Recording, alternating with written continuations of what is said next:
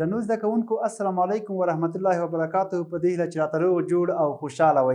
ګران زده کوونکو زموږ تاسو درس چې دی د حضرت محمد صلی الله علیه وسلم کوچنیوالی دویمه برخه ده او په ټوله کې پنځمه برخه او د حضرت محمد صلی الله علیه وسلم د کوچنیوالي د لوست ویل دي. سمه ده.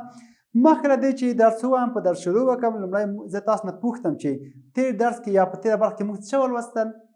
آفرین د حضرت پیغمبر صلی الله علیه وسلم په پیدایښت د ده په ژوند او په کوچنیتوب باندې مو لنډې لنډې خبرې وکړې او تاسو ته مو دا کورنۍ دنده هم درکړې وه چې تاسو به بیا د ده په اړه باندې سیرت لولئ، د ده به هغه اعمالو کړه وړه لولئ، ګورئ هغه به عملي کوئ، هغونه به موږ تاسو ټول باید استفاده وکړو او ګټه ترې واخلو. سمه ده. ډېر ښه درنو زده کوونکو، دلته د تخطیب مخ چې کوم درس دی د حضرت محمد صلی الله علیه وسلم کوچنیوالی یا هم کوچنیتوب دی چې دی کوچنی و او هغه درس په اړه راغلی دی. کتاب مو دریم مخ دی، تاسو ورته ګورئ، زه ورته وایم. سمه ده. ښه ګورئ دلته دوهم لوست او دلته یوه موخه لیکلې د دغه عکس شاته د متن لوستل، لیکل، د نوو کلمو په معناو پوهېدل، د حضرت محمد صلی الله علیه وسلم د لوړ شخصیت پیژندل او د هغه په کړو وړو عمل کول دا یې موخه ده. اوس ګورئ دا څه معنی تشریح کړم تاسو ته.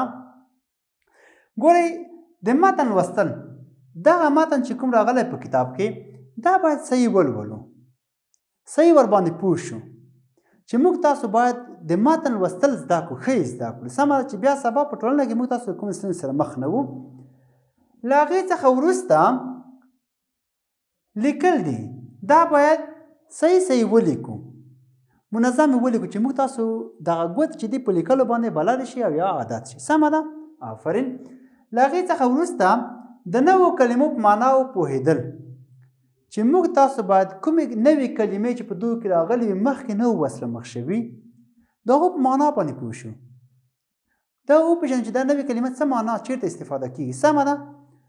له هغې څخه وروسته د حضرت محمد صلی الله علیه وسلم د لوړ شخصیت پیژندل او د هغه په کړو وړو عمل کول دي.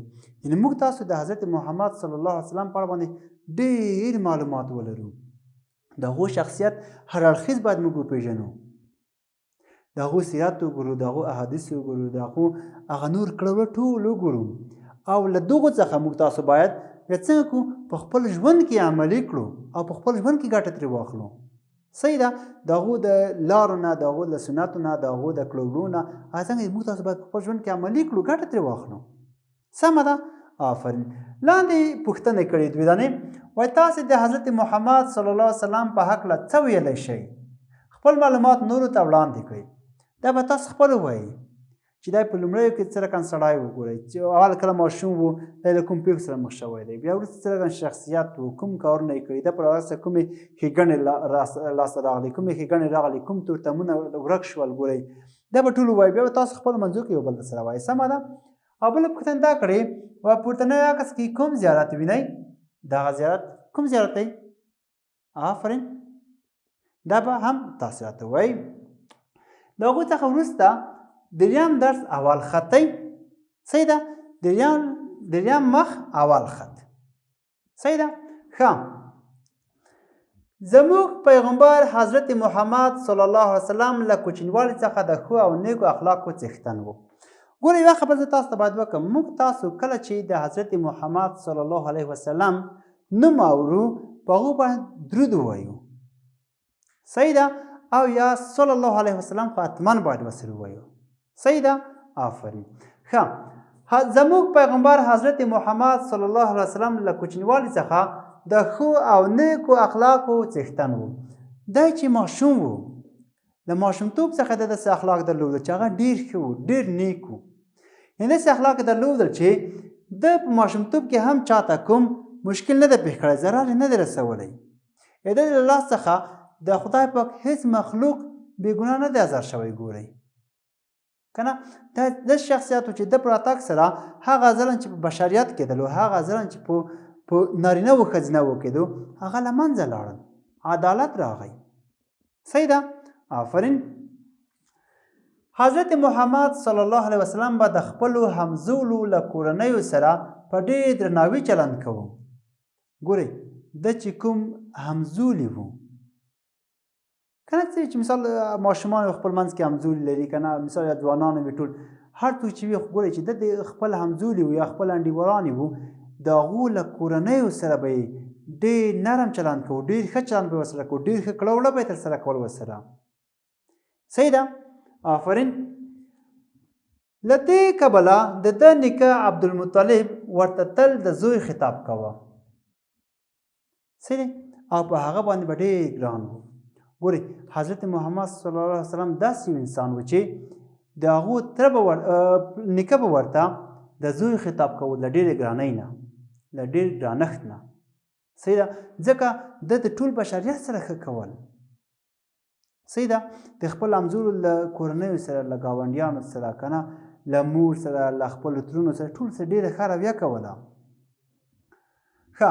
همدارنګه د ده تره ابوطالب هم په ده باندې ډېر پام کوه ابوطالب چې د تره و د حضرت علي رضی الله عنه پلار و هم له ده سره ډېره نیکي کوله ډېر ښه یې ورسره کول او له دښمنانو څخه به ډېر په امن ساته صحیح ده آفرین ښه او د خپلو اولادونو په شان ورته ګران و همداسې ورته ګران و لکه خپل اولاد حضرت محمد صلی الله علیه وسلم د ابوطالب وراره و خو مګم دته داسې ګران و لکه خپل اولاد ولې ځکه چې د ده اخلاق نیک و د داسې اخلاق درلودل چې د خپل اخلاق په واسطه باندې نه یوازې خپله کورنۍ بلکې د ټولې دنیا انسانان په ده راماتو حتی نور مخلوقات هم د ده په ده راماتو ګورئ هوسۍ یوه ورځ یو اوښ ورته راغی په ژړا شو ورته وایي چې ما مې د څښتن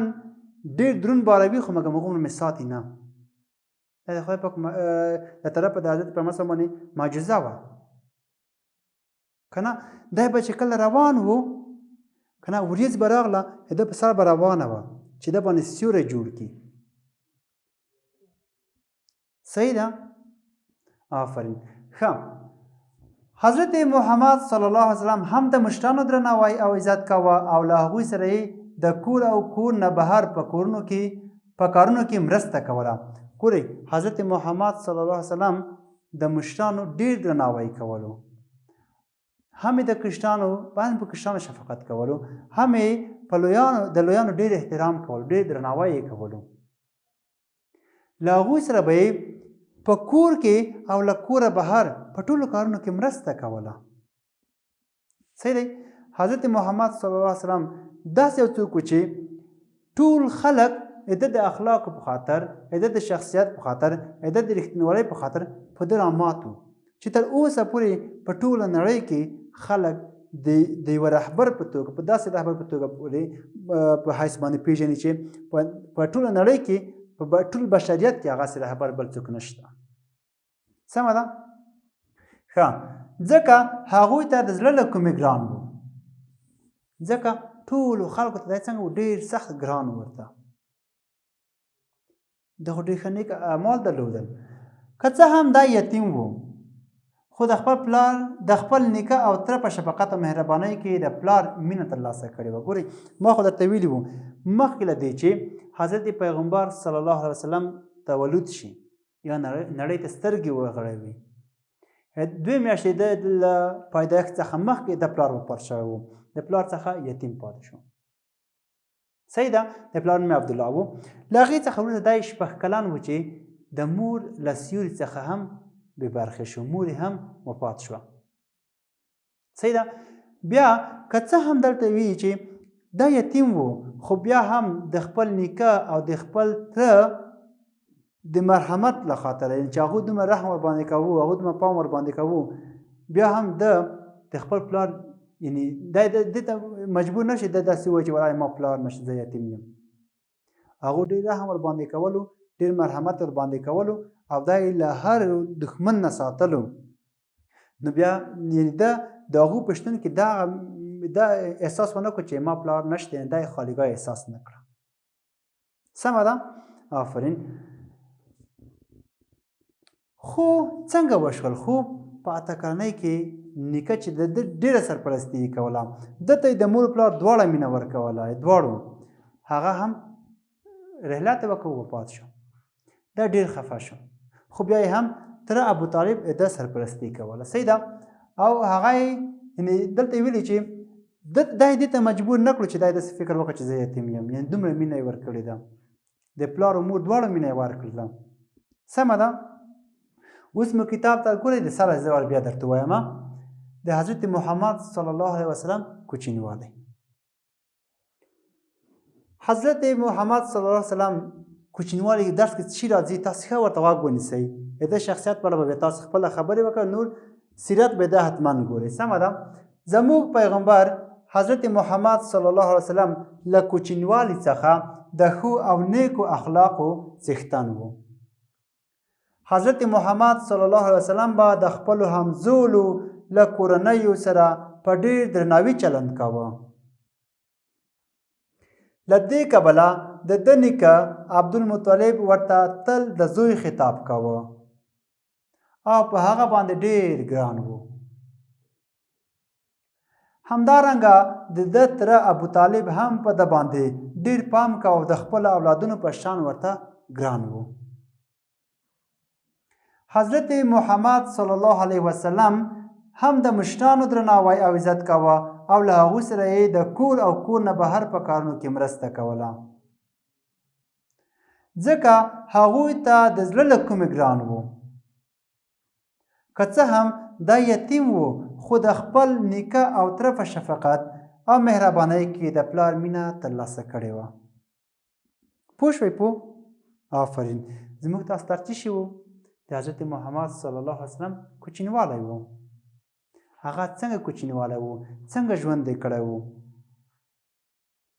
په کورنۍ کې، په خپلوانو کې، په ټولنه کې، په خپل هیواد او په تیره په ټوله نړۍ کې بالاخره په کوم نوم یادیږي او خلک څومره ورته په احترام قایل، څومره امتیان دي او دا یې تر اخر پورې ګورئ د خپل امتي په غم باندې غمجن او د هغو غم خپل غم بللو چې امتي چغې د رحلت په وخت کې هم کولې. حضرت محمد صلی الله علیه وسلم داسې یو شخصیت و چې د هغو په راتګ سره ټولې تاریکۍ ورکې او په ځای رڼا خپره شوه. سمه ده. ښه، نور چې ستړي نشئ راسره، تاسو به کورنۍ دنده دا وي، یا خو به دا په خپلو کتابچو کې ولیکئ دا لوست، بل تاسو به د حضرت محمد صلی الله علیه وسلم په اړه باندې همیشه د هغو احادیث، د هغو سیرت مطالعه کوئ، د هغو کړه به مطالعه کوئ. سمه ده. نو د پیغمبر صلی الله علیه وسلم سیرت به هر یو تاسو اخلئ او خپل کور کې به یې مطالعه کوئ. سمه ده. آفرین. تر بیا هم په خدای سپارم. ښه وختونه.